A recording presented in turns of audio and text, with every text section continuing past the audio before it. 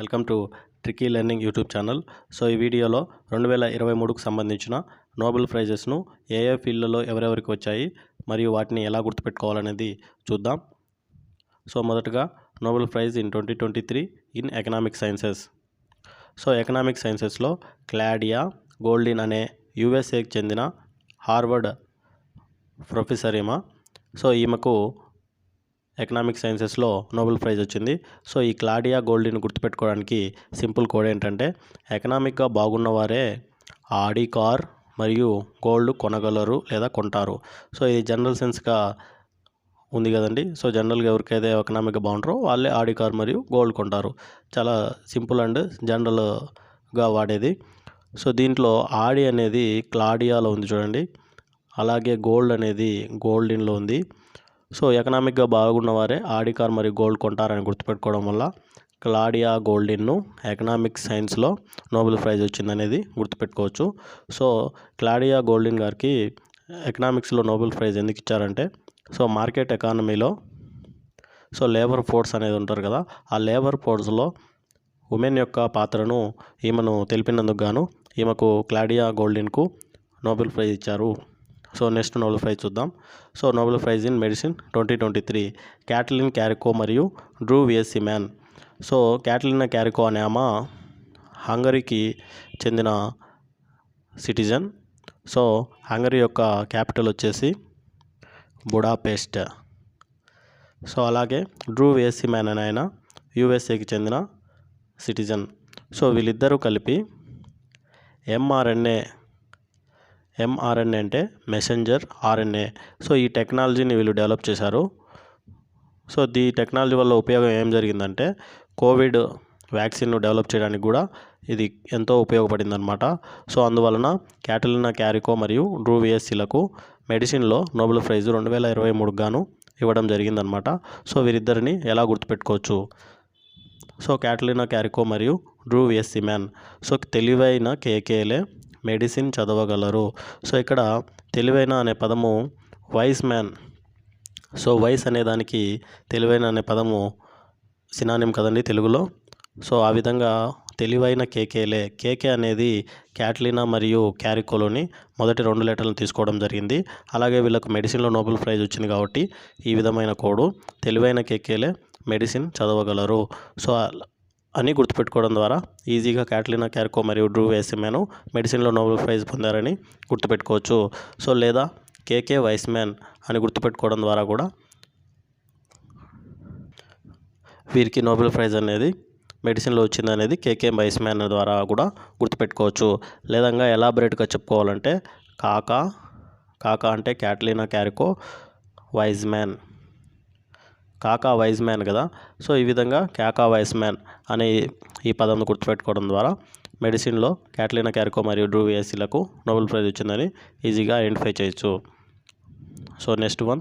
So Nobel in chemistry in 2023. So Moungi Bawendi and Louis E. Brus and Alexei Ekimov. So ఇందులో ఈ 3 కీలక పదాలు చూడండి.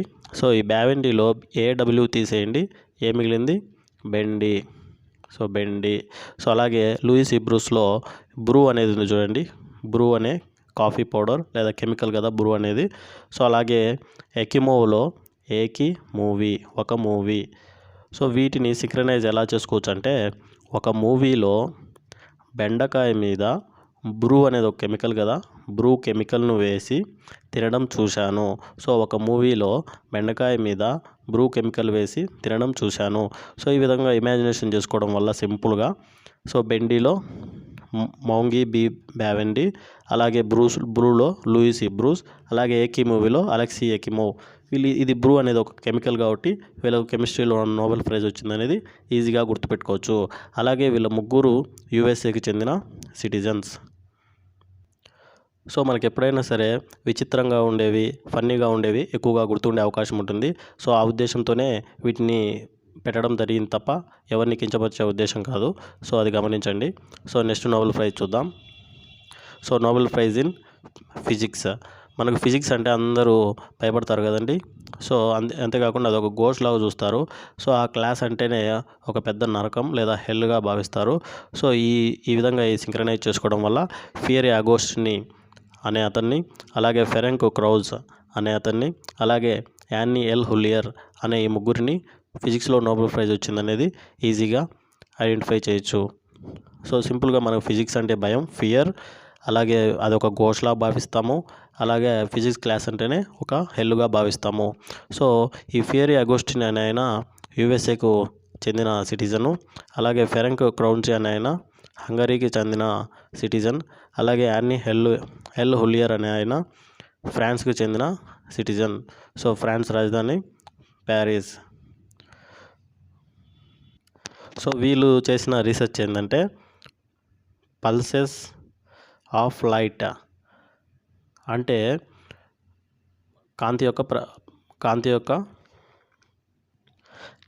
వెలుగు అని చెప్పొచ్చు. కాకపోతే ఇందులో ఇంపార్టెంట్ ఏంటంటే 10⁻⁻18 లేదా దీన్నే అట్టో సెకండ్ అంటారంట.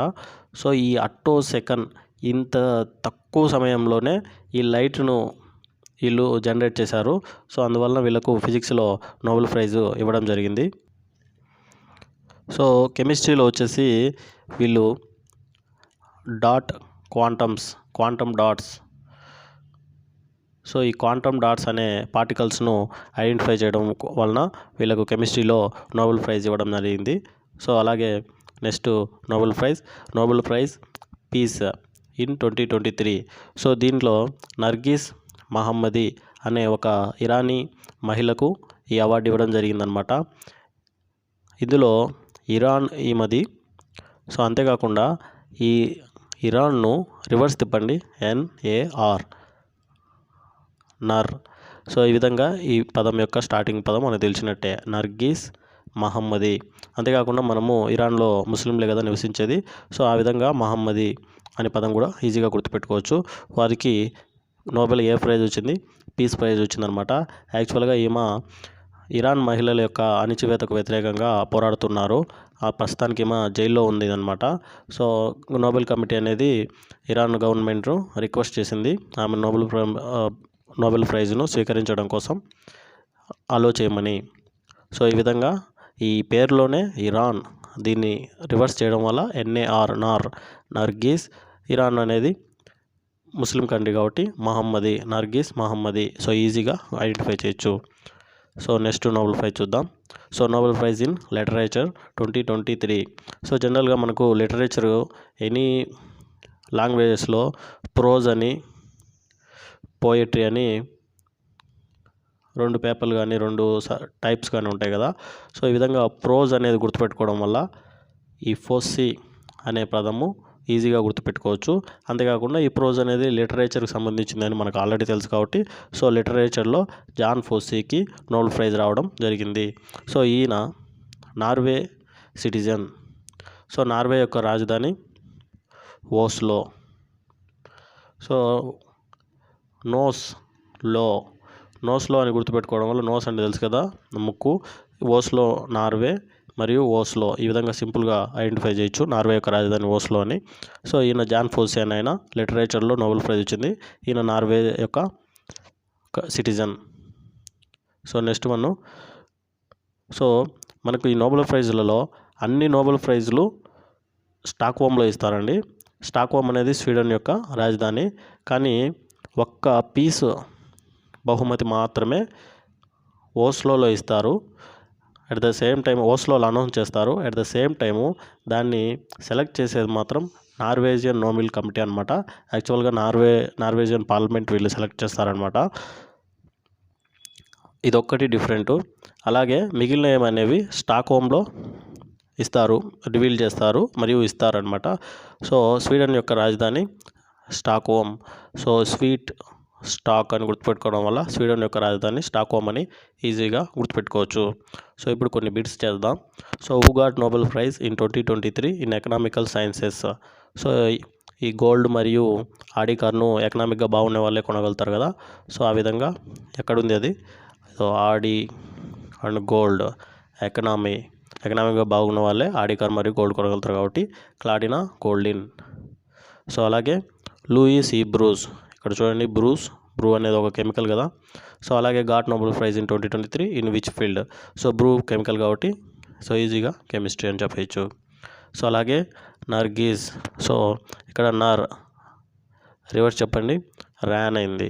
సో అలాగే అవి పెడితే ఇరానియన్ మహిళ. ఈమెకు దేంట్లో వచ్చింది నోబెల్ ప్రైజ్? పీస్. సో అలాగే ఫియరీ అగోస్టిని. సో గోస్ట్ మనకి ఏ సబ్జెక్ట్ అంటే గోస్ట్లా ఫీల్ అవుతాం? సో ఫిజిక్స్ కదా. సో సింపుల్గా ఫిజిక్స్లో పియరీ అగోస్టినికి నోబెల్ ప్రైజ్ వచ్చింది 2023లో. So thank you friends. ఈ వీడియో మీకు నచ్చిందని భావిస్తున్నాను. సో నచ్చితే like and subscribe friends. Thank you very much.